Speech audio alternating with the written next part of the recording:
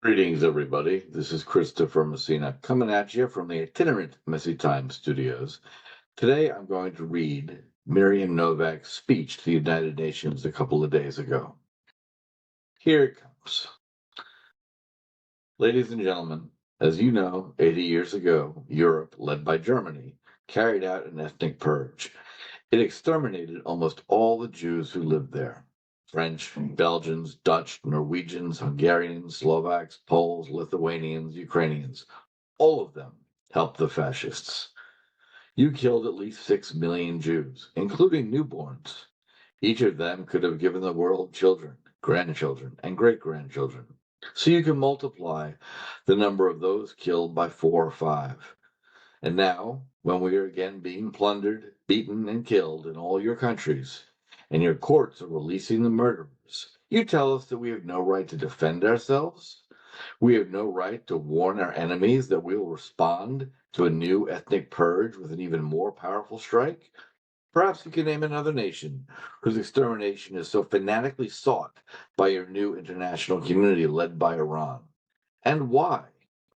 For 2,000 years we have lived among you, offering you our knowledge, discoveries, and inventions. We gave you the alphabet, the Bible, the Virgin Mary, Jesus Christ, the 12 apostles, Spinoza, Disraeli, Columbus, Newton, Nostradamus, Heine, Mendelssohn, Einstein, Singer, Eisenstein, Freud, Landau, Gershwin, Offenbach, Rubinstein, Saint-Saëns, Kafka, Lombroso, Montaigne, Mahler, Marcel Marceau, Meyerhold, Stefan Zweig, Arthur Miller, Maya Pliskaya, Stanley Kubrick, Irving Berlin, Edward Teller, Lion Feuchtwanger, Paul Newman, Robert Oppenheimer, Benny Goodman, Eugene Ionesco, Imre Galman, Marcel Proust, Marc Chagall, Barbara Streisand, Claude Lelouch, Steven Spielberg, Anu Gamy, Leonard Bernstein, Norbert Wiener, Larry Page, Mark Zuckerberg, Sergey Brin, Andrew Lloyd Webber,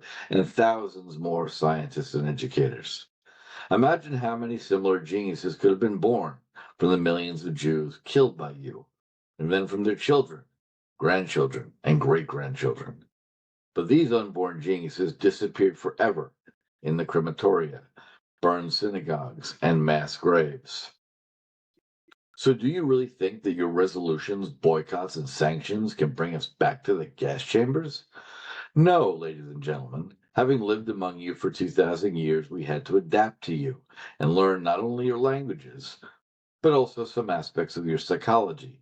Otherwise, how could we have survived in Persia without Persian perfidy, in Spain without Spanish cruelty, in Germany without German submission to discipline, in France without French avarice, in Poland without Polish vanity, and in Russia without swearing, in the Russian habit of court latrines where one must squat and talk about one's spiritual greatness? And that is why I will tell you frankly, yes, we are not angels. Among us there have been international swindlers and gangsters, Lansky, Madoff, and Epstein, thieves, plunderers, adventurers, and even pedophiles. But in all our common history, there's never been a Jewish Bogdan Khmelnytsky, Adolf Hitler, or Joseph Stalin. There's never been a Jewish Yosef Mengele or Erich Koch, a Jewish Adolf Eichmann or Idi Amin, a Jewish Andrei Chikatilo, and Li Zicheng, a Jewish Jeffrey Dahmer or Jane Bokassa, a Jewish Fritz Harman and Ted Bundy, Jewish Nikolai Zhuzhmagilev or Albert Fish. We never made necklaces out of human ears, never scalped, never ate human flesh, never made soap out of human fat, never made lampshades out of human skin, never made mattresses out of women's hair, never burned people in religious temples, and never killed children in gas chambers. Instead, we created things that changed the world for the better. Drip irrigation, seawater desalination, Intel processors, and Centrino and Core Duo platforms, the world's smallest DNA computer, and the world's first USB flash drive, the nanowire and the camera pill, the multiple sclerosis drug and the exoskeleton, Google glasses for the blind and the baby breathing monitor, the radar that can see through walls, the holographic reality artificial intelligence synthesizer, and hundreds more wonderful things. Representing only 0.2% of the world's population, we have given the world 32% of the Nobel Prize winners. Yes, I forgot to tell you, we have never consumed and do not consume the blood of Christian infants to make matzah. Already in 1913, three Orthodox experts on Judaism proved this at the famous Malish trial in Kiev. In 1962, the Second Vatican Council removed our guilt for the crucifixion of Christ. And in 2011, Pope Benedict XVI declared that, quote, a Christian cannot be an anti-Semite. We have the same roots, end quote. In 2019, his successor, Pope Francis I, said that every Christian has a Jew in him, and one cannot be a true Christian without recognizing his Jewish roots. Additionally, the head of the World Catholic Church said that the alliance between the covenant between God and the Jews continues to apply, and that anti-Semitism includes not only attacks on Jews, but also criticism of Israel. Finally, in June 2020, Pastor John Hagee, leader of American Christian Evangelicals, published his Appeal to the Whole World, in which he stated simply and clearly, why do we, 8 million patriotic American Christians, support Israel? Because God is on Israel's side. If a Christian says he doesn't like Jews, then his false Christianity is highly questionable. God says, I will bless those who bless Israel. I will curse those who curse Israel.